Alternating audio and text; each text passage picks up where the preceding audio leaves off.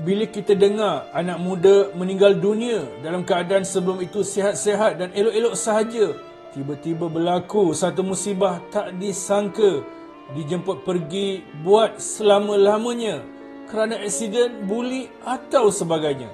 Apalagi kalau bukan salah dia, tapi kecuaian atau kejahatan orang lain. Tambah duka cita bila kita ketahui dia tu pelajar cemerlang, harapan keluarga atau sebagainya. Satu kehilangan yang amat terasa. Namun kita sedar ajal maut bila-bila masa. Tua bukan syaratnya. Tetapi fikirkan ini.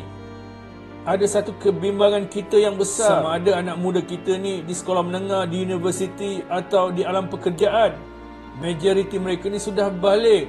Tapi kerana umur muda, sihat dan kuat, kita takut terpedaya bahawa mati itu lama lagi. Tiba-tiba dijemput pergi buat selama-lamanya dalam keadaan kita tidak sangka.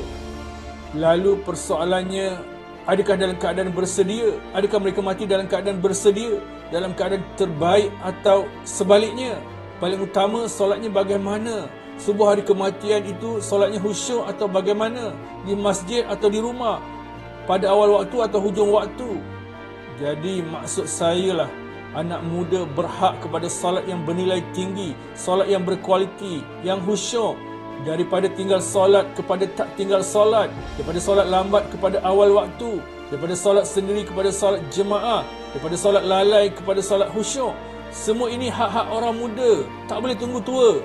Maka sebagaimana mereka sibuk mengejar cita-cita atau kejayaan dunia, kejayaan akhirat melalui solat perlu didahulukan dan diutamakan. Seawal umur muda, iaitu sekarang.